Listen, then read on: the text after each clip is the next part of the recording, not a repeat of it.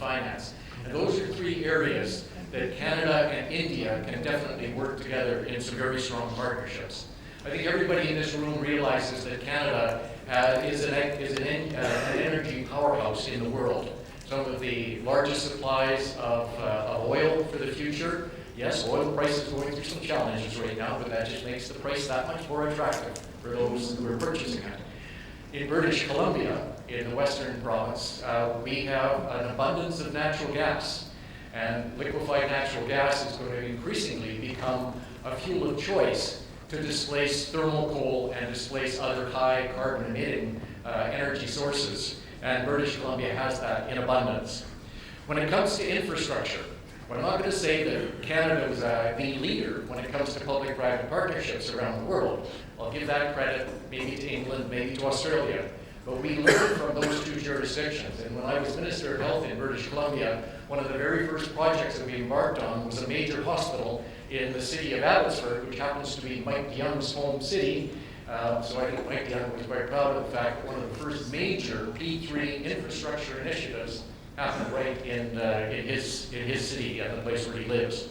So I think we have a lot to offer when it comes to how we have built our international partnerships for infrastructure, how we've identified sources of funding from around the world, how we've tapped into funding sources in North America and in Canada. And I think we can share that with India as India embarks on even further infrastructure expansion. In finance, Canada has the strongest banking system in the world. That's according to the World Economic Forum for 8 years in a row. In fact, I've been watching the internet because I think they're about to come out with their next report from the World Economic Forum, and I expect that Canada will then be number one for 9 years in a row. We were the only country in the world that did not have to have, the only industrialized country which didn't have to have a bank bailout during the economic downturn of 2008, 2009. But I think as we go through deliberations today, I think a lot of you might be thinking in the context of what opportunities are there in Canada? What opportunities are there for investment from Canada to come into India? But I want to challenge you to think a bit broader than that, because Canada is also a very important place from which to do business. So Canada is a member of the North American Free Trade Agreement, including the United States and Mexico. The borders are very easy for commerce from Canada into the US and into Mexico. And we have other international relationships around the world that allow for companies that establish in Canada to have strong networks around the world. So Forbes and Bloomberg magazines have said that Canada is the best place in the world to do business. There is one of the easiest jurisdictions in the world to set up and establish a company. Canada as a country has a AAA credit rating, one of the few countries in the world that can claim that today. British Columbia, as a provincial jurisdiction, is the only province in Canada that also has a AAA credit rating. We have some of the lowest taxes in the industrialized world. If you compare tax rates for companies based in Canada and tax rates in the US, Canadian tax rates for companies are significantly lower. And I would recommend to you a report that's done by KPMG every 2 years. It's called the Competitive Alternatives Study. And that study looks at the total cost of doing business and the total cost of taxes, of all taxes paid for by corporations. And Canadian cities, Montreal, Toronto, Vancouver, Calgary, all fare incredibly favorable when you're compared to comparable cities in the United States. So in British Columbia, we also, in addition to this very attractive tax rates nationally, we have a very unique program that can benefit companies that establish international activities from a British Columbia base. It's what we call our International Business Activity Program. And it effectively, for the financial service elements of any company, can typically qualify for not the 26% tax rate, which is still pretty low by international standards, that companies generally are faced with in British Columbia. But that tax rate can come down to 15% because of a rebate program that the province of British Columbia has put in place to encourage companies to locate international financial activity in British Columbia. So in closing, I know Minister Mike DeYoung is going to speak later, but I do want to just make a quick comment about Mike DeYoung. And I know that Pao is going to introduce him more formally, so I'm not going to take away from Pao's comments. But in the 17 years that I served as a member of the provincial legislature, I had the privilege of working side by side with Mike DeYoung. He's become a very good friend over those years and a very valued colleague through those 17 years and the 10 years that we both served as members of the British Columbia Cabinet. I can tell you that from the day that I first met Mike DeYoung, he has been a champion of Canada-India relations. And I can see some heads nodding in this room for those of you that know Mike. And I can say that from probably a different perspective than anybody else in this room.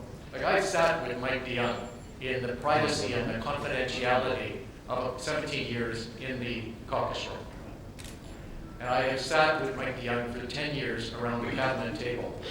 And Mike DeYoung is a champion for India, not just when he's on a podium, because you'll see that from his message later today, but Mike DeYoung is an unwavering champion for Canada-India relations when he's in private meetings behind closed doors and when he's on a podium.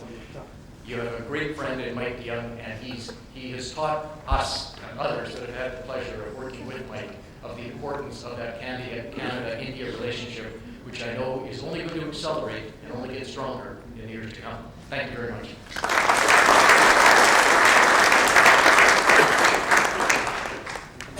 Thank you, Colin. Again, let me say thank you to the British Columbia province for coming here, for being with us on this very important day and making this a better convention, because with having you here and meeting with our Indian delegates, I hope some good business relationships take place. I would also, as Colin said, that we are looking forward to Mike DeYoung, his valedictory address just before lunch. I think it would be around 1:45, and I hope that all of you will be here and we can hear him together. He is a very good speaker, and yes, I really say that he is an excellent champion of British Columbia. Let me now ask Mr. Rakesh Nambiar, Head and Managing Director, Head and Managing Partner of Nambiar & Company, one of the top Indian corporate consultancy firms. We are very proud that he is the new president of the Indo-Canadian Business Chamber, and I'm sure with his dynamic leadership will give further impetus to the chamber. And I invite him to address the audience.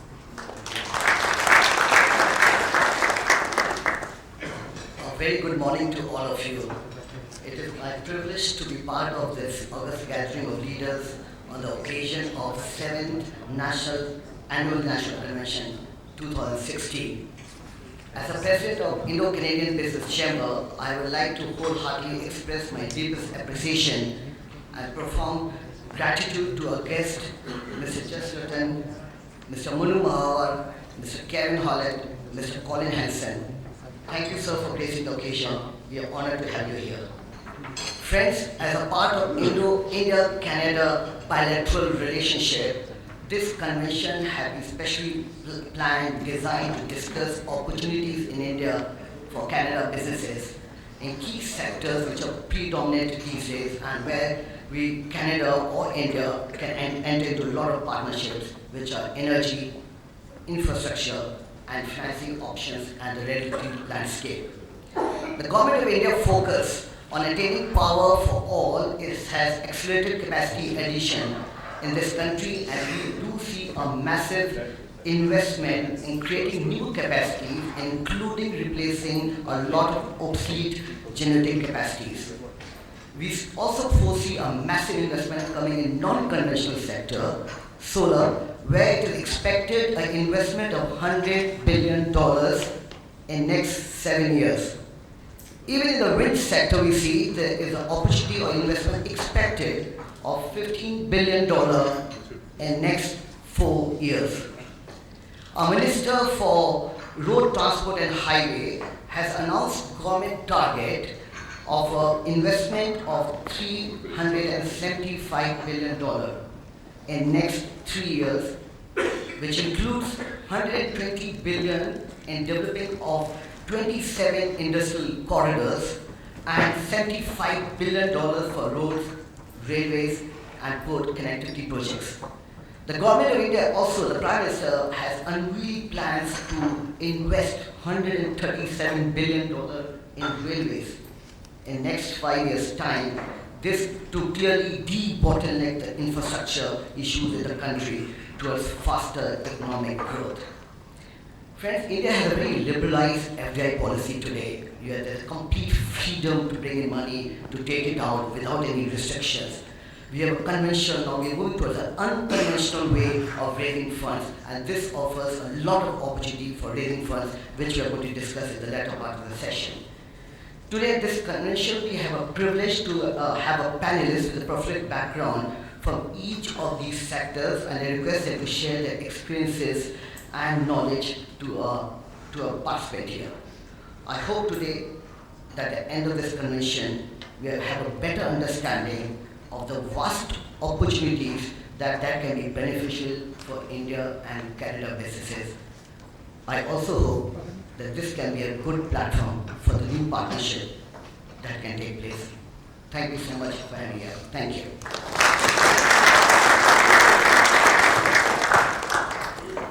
Thank you, Rakesh, and thank you for your support in bringing this whole convention together. Before we move on to our next session on energy, I would like to take the opportunity to thank our Platinum Convention sponsor, Scotiabank, for backing us on this and your support. Thank you very much, Sanjeev, and of course, Peter, I guess, of course, that I will acknowledge. Our gold sponsors, NHAI, National Highway Authority of India, SHREY, CPPIB, which is the Canadian Pension Fund, and the Province of British Columbia. Our session partner, Indian Oil Corporation, and I think Chairman Mr. Ashok is already here, and I would like to acknowledge his presence. He will be speaking at the next session. Our lunch sponsor, EDC, and our knowledge partners, KPMG, Tri-Legal, and Ambit. Our table sponsors are Nangia & Company, Advanced Metering Technology, WWICS, International Legal Alliance, IBI Group, APH Regency Group, British Columbia, Indian Business Network, BCIBN, MBL Infra, AFP Solar, Lee Associates, and RCorp. Of course, I cannot end without acknowledging and thanking our annual sponsors who have reposed their confidence in us throughout the year. Platinum sponsor, Air Canada, Gold sponsor, CPPIB, and Silver sponsor, Bombardier. Thank you all very much. May I now thank the panelists, and thank you for being here and sharing your experiences and knowledge with us. Moving on, just want to say that we are we'll be chairing this session. Indian Oil Corporation is India's largest commercial enterprise, and under his dynamic leadership, IOC has grown as a key player internationally. I would like to request Mr. B. Ashok to please come onto the stage and take his seat.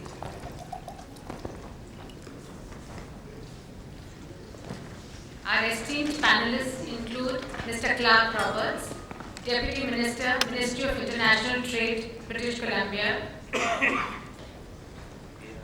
Mr. Clark oversees trade and investment activities in British Columbia's priority international markets. We are very happy to welcome him to India and to speak at this session. Mr. K.M. Singh, Chairman, National Hydropower Corporation Limited. Mr. Singh's untiring efforts have not only strengthened NHPC's core competency, but also initiated its foray into renewable energy. Mr. Atamu Chakrabarti, Directorate General of Hydrocarbons.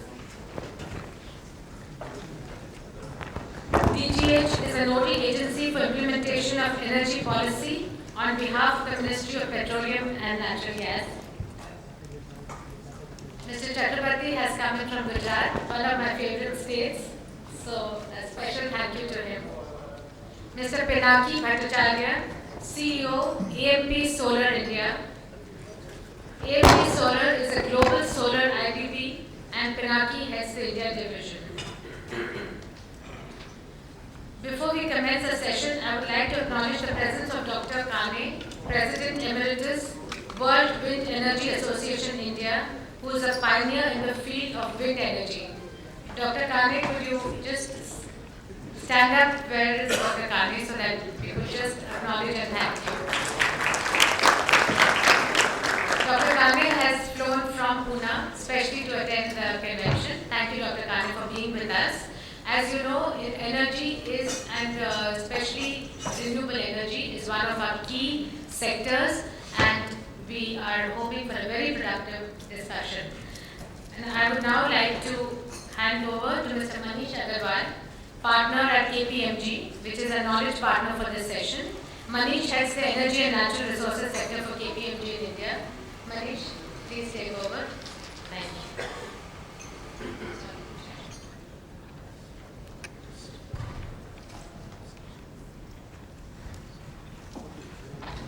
Thank you, Nadia.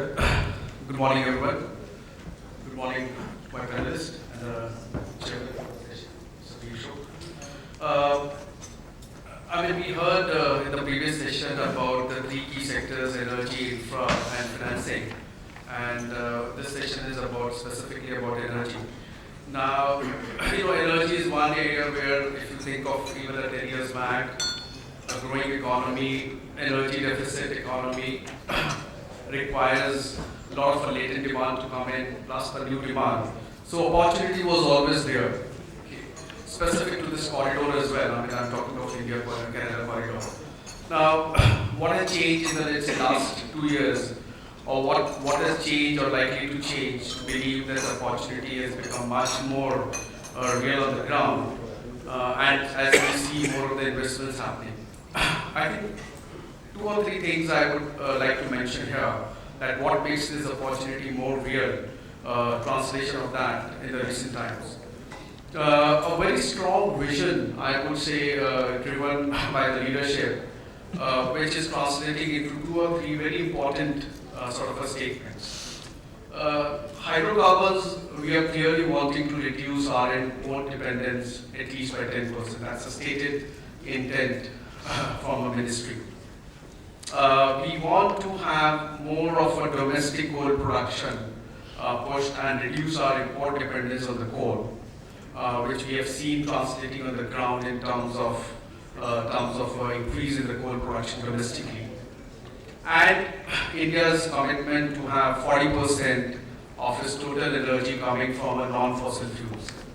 Now, what all this means? What all this means? All 3 statements flowing from the top, from a vision perspective, means that you have to really change the entire ecosystem of energy across all the segments, right from oil and gas, mining, renewables, as a spaces, 3 key sectors, where you would make the ecosystem more investor friendly, and therefore the number of opportunities that are being talked about, which gets into a translation of a business opportunities from both sides of a corridor. We have seen the translation of some of these already. In fact, Canadian pension funds are the leaders, as far as the sovereign wealth funds are concerned across the globe. They are the ones who start first, looking at the infrastructure and energy opportunities, followed by the rest of the part of the world as well.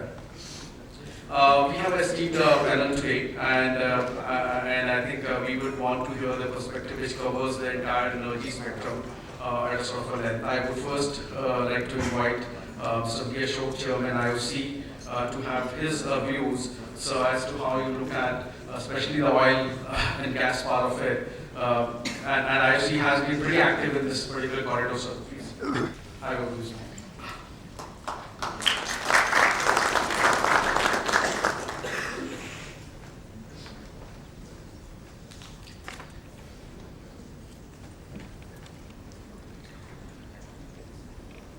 A very good morning to all of you, co-panelists and KPMG. First of all, let me thank the ICBC for inviting me to be here this morning and giving me the opportunity to share what's going on in our oil industry. I must say that we are delighted with our cooperation with Canada, especially the province of British Columbia. We are potentially planning to invest a huge amount of money, knowing that the resources which are in abundance in Canada and the resources which are inadequate to fuel the needs of India can be complementary, and it can be a real win-win for both our nations and to take this forward. So I think we have had an excellent engagement so far. We also have opened our office in Calgary. Probably with the direct connectivity, I don't know whether we should shift our office from Calgary to Vancouver. Vancouver is probably a much more beautiful place, probably in the list of some of the most beautiful locations that one could visit as a tourist. I think Vancouver is certainly one of them, right on the top. It's indeed a pleasure to be here associated with this panel discussion. Let me start by saying that we are very robust and we are very positive about the growth opportunity. I mean, everybody has acknowledged that India is today the fastest growing major economy in the world. We are pretty bullish about the fact that this trend is likely to continue for the next couple of decades at least, to take us to a status where we would be, somewhere there, right on top in terms of economic development. And most of all, I think we have the potential for it. We have the appetite for it. I mean, being a very, very huge market. Well, we are not so endowed with our resources in terms of energy at this point of time. When you look at the energy basket which is being used in the country, especially oil and gas resources. Though we are, of course, we have abundant resources of coal, and we need to look at how do we use that in a more, I would say, environment-sensitive way in the future. But suffice it to say that with the rapid growth in the economy, the fuel for the economic growth is certainly going to be the energy. And we see a lot of growth opportunities in the energy space, and definitely be providing that amount of energy to keep this growth momentum going is also a challenge as well as an opportunity. And that's where I find that this association between Canada and India go a long way in terms of meeting those energy needs in several areas. Let me start by saying that in terms of our share of the global energy, we have 18% of the population, but we hardly have 5.3% of the energy resources or consumption. And our per capita consumption in terms of energy is 0.6 tons of oil equivalent against a global average of 1.9 tons of oil equivalent. And I'm not even talking of the developed nations like the US or Canada for that matter. I'm talking of a global average of 1.9. So there is at least a 3x opportunity to reach the global average. The second thing is, we are also sort of an energy starved nation. Significant population of ours, or almost 1/3 of our population, does not have access to clean forms of energy, whether it's electricity or, for that matter, even the other oil and gas forms of energy. So there is a huge opportunity there as well, that we need to provide access to energy to our millions of population who do not have an access, and we need to provide them pretty quickly. So that is again an opportunity and a challenge which is in front of us. Coming specifically to the oil and gas industry, I would say that currently, till the hydrocarbons remain a dominant fuel in both the electricity production as well as the transportation of needs of the public, I think till that is there, we find that there is tremendous scope for increasing needs for oil and gas as a fuel. And all sorts of projections, irrespective of the potential disruptors in terms of the electric vehicles and so on and so forth, it points out to a trend that even till 2040, the oil and gas will continue to play a very, very significant role in terms of meeting our energy needs in this country. though there is an emphasis by the government to push us towards a gas-based economy, because currently gas forms only just 7% of our total energy needs, whereas most of the developed nations are in the mid-20s.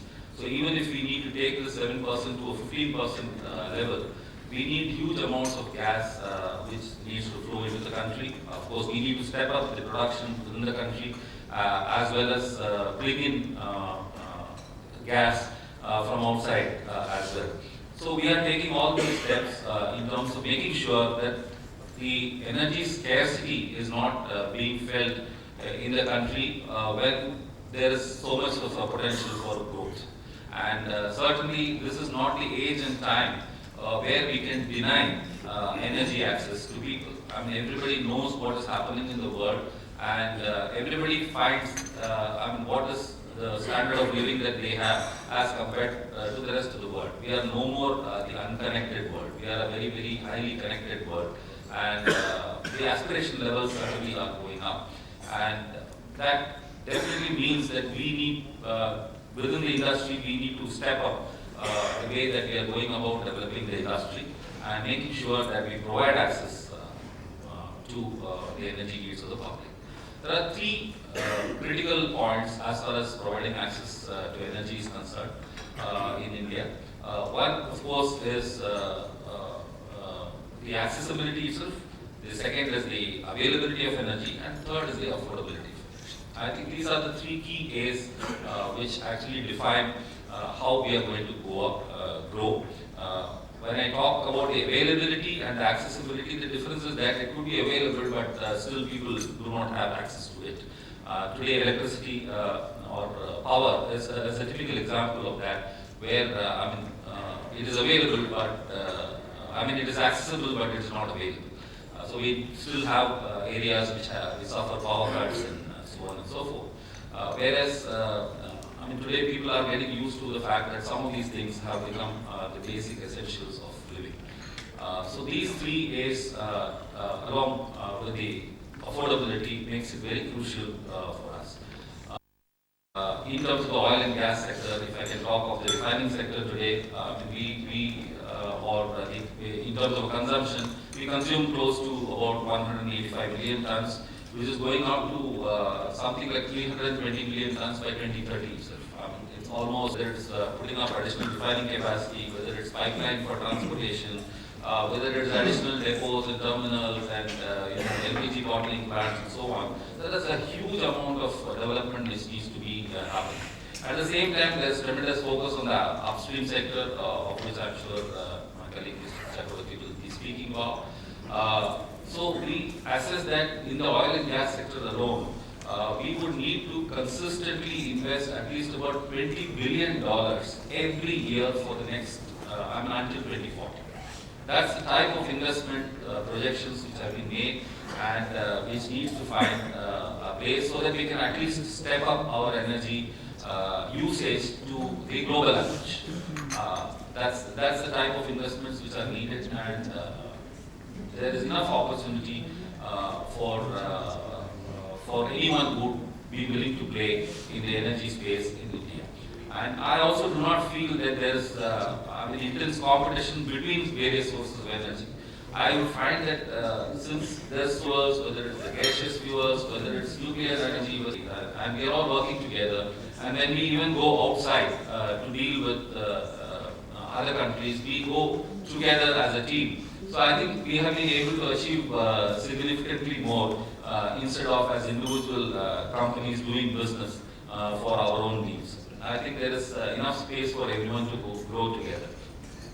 So that is one thing which I see.